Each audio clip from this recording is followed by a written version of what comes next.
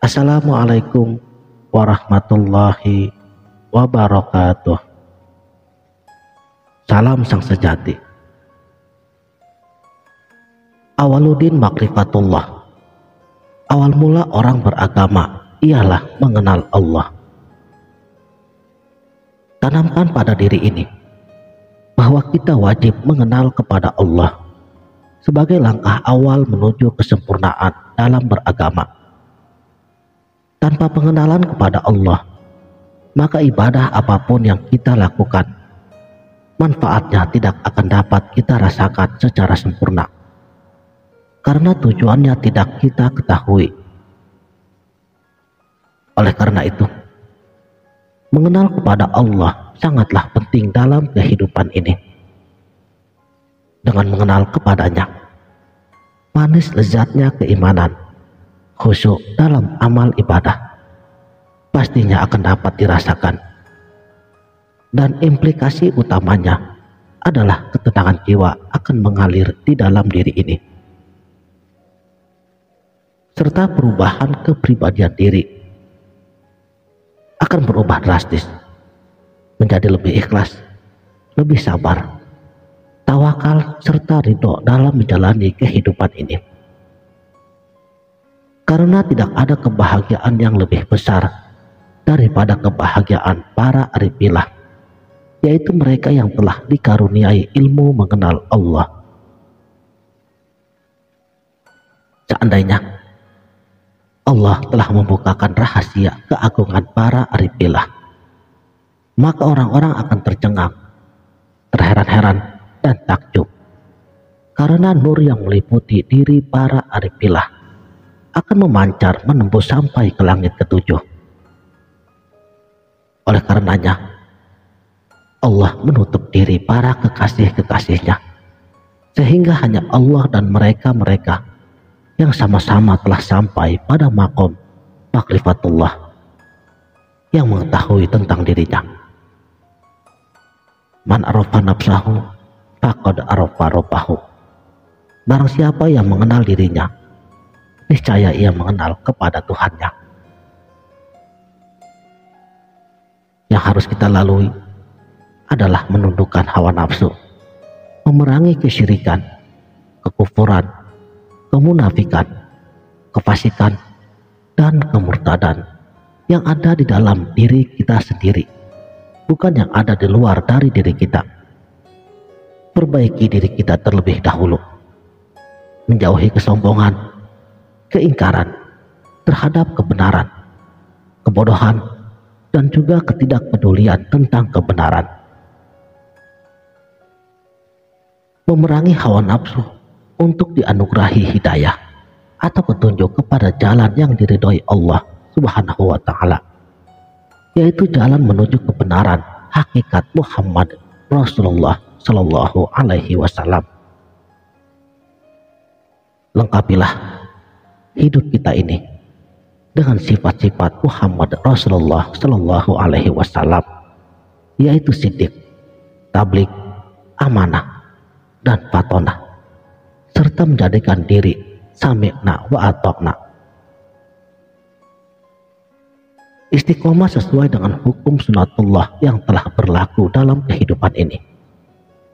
Tetapkanlah kesabaran di dalam hukum Allah, tawakal, dan bersabarlah. Pasrahkanlah dengan sebenar-benarnya pasrah, serta berlaku kasih sayang kepada sesama saudara mukmin, serta menjadilah rahmat bagi makhluk Allah yang lain. Bila anugerah telah sampai kepada diri kita, yaitu memandang zat yang maha mutlak, yang tiada tara keagungan dan kebesarannya, yang esa dalam keesaannya, di mana segala sesuatu bergantung kepadanya, tidak beranak dan tidak diperanakan, serta tiada satupun yang menyamainya. Ketika para pecinta Allah telah dipandangkan, maka Allah akan mendudukan ia pada maqam muraqabah sebagai jalan terbukanya tirai kebenaran hakiki, mukasyafatur rabbani. Itulah akhir daripada pengembaraan dan perjalanan itulah puncak segala puncak kenikmatan dan kebahagiaan. Sampailah diri kepada hakikat di atas hakikat, yaitu zat yang maha mutlak, yang tidak bisa diganggu gugat dari segala apapun tentang dirinya. Allahu Akbar. Saudaraku, sang sejati, ada keimanan seseorang yang dirangsang oleh sesuatu, ibarat, isyarat, atau rumus, yang sumber utamanya berada di luar dari dirinya. Tetapi ada juga yang tidak. Ada orang yang beriman setelah melihat mukjizat para rasul atau khariqul adat, kejadian luar biasa, seperti yang terjadi pada umat-umat kafir pada zaman para nabi terdahulu. Dan ada juga orang yang takjub pada keajaiban dunia, seperti melihat lafal Allah pada cangkang telur atau pada gumpalan awan sebagai kuasa Allah dalam bentuk tulisan, gambar, video yang di-share orang-orang via media sosial. Mereka yang merasa dekat dengan Allah karena keajaiban dunia dan kuasa Allah lainnya bukanlah termasuk kategori orang yang telah mengenal Allah, karena keimanannya masih dirangsang oleh fenomena yang selain daripada Allah. Al-Arifillah itu bukan orang yang menerima isyarat sesuatu lalu kemudian merasakan Allah lebih dekat dengannya karena isyarat tersebut. Karena mereka adalah orang yang tak perlu isyarat, karena lenyap pada wujudnya dan tersembunyi pada penyaksiannya. Mereka adalah orang yang dengan tauhid, kepercayaan, tawakal, dan kepasrahannya kepada Allah mencapai derajat di mana kehendak-kehendaknya telah fana dalam kehendak atau irodahnya. Sebab atau alasan apapun telah lenyap di bawah kekuasaannya, dan semua yang tampak telah hancur pada cahaya terang penyaksiannya. Tetapi pengertiannya tidak seperti yang kita sangka selama ini, di mana Al-Arifillah terputus dari dunia lalu menjalin hubungan dengan alam lain. Padahal yang sebenarnya, para Arifillah tetap terhubung dengan dunia dan berinteraksi dengan makhluk Allah yang lain sebagaimana manusia yang lainnya. Ia tetap berhubungan dengan mereka seperti sebelumnya. Tetapi manakala mereka berinteraksi dengan dunia dan sebab-sebab duniawi lainnya, ia tidak lagi melihat kepada dirinya selain hanya bersama dengan Allah.